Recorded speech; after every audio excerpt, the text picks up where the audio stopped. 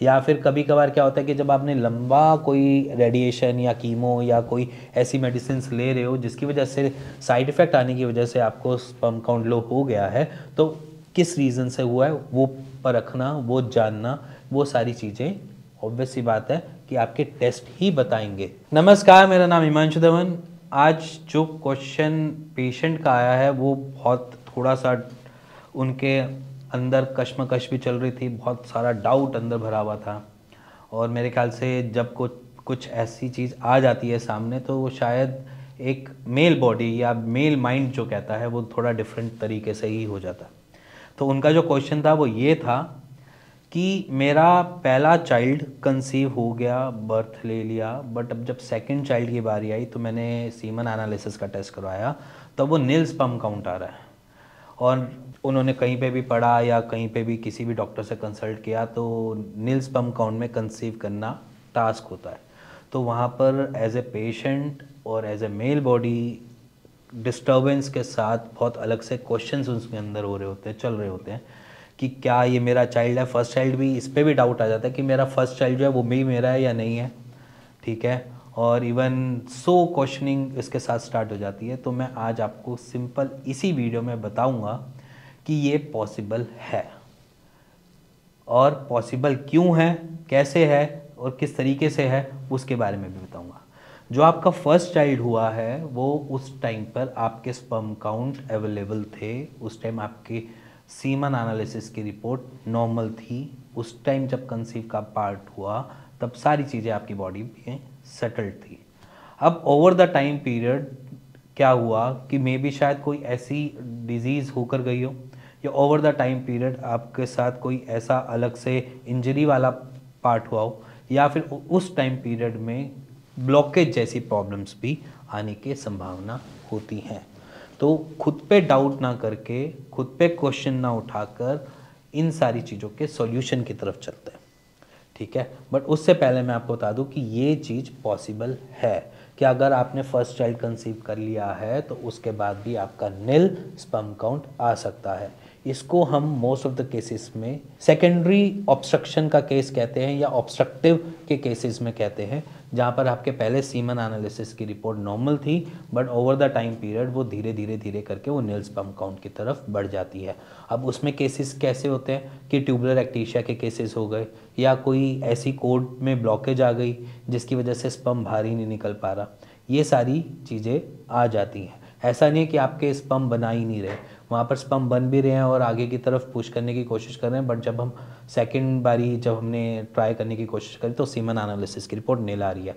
नील का जो पीछे जो जड़ है, जो उसका रूट कॉज है, वो ब्लॉकेज हो सकती है, ट्यूबुलर एक्टीशिया का केस हो सकता है, या फिर किसी इंजरी से कुछ डिस्टर्बेंस हुई हो उसकी वजह से भी हो सकता है, या फिर कोई लंबी डिजीज़ होकर गई हो, जैसे कि आपने कोई कीमोथेरेपी या रेडिएशन करी हो, उसके बाद कोई ट्यूमर की कोई ऐसी मेडिसिन ली हो जिसकी वजह से हमने देखा कि वो लैक हो गए हो।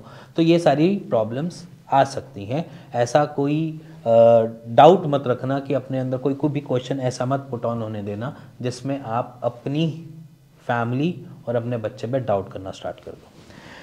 तो बेसिकली ये तो वीडियो उनके लिए है जिन्होंने मेरे ख्याल से फर्स्ट चाइल्ड कंसीव कर रखा है और दूसरे के टाइम पे उनकी सीमन एनालिसिस की रिपोर्ट नील आ रही है।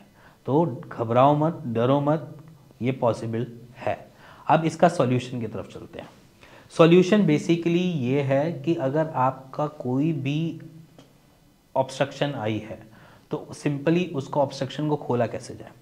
खोलने के सिर्फ दो ही तरीके हैं, या फिर आप मेडिसिन के थ्रू उसको कवर करवा सकते हैं, या फिर सेकंड सॉल्यूशन है वो है सर्जरी। और उसके पहले हमें एक टेस्ट करवाने की रिक्वायरमेंट होती है, जिस टेस्ट में हमें ये क्लियर पता है कि ऑब्स्ट्रक्शन का केस है।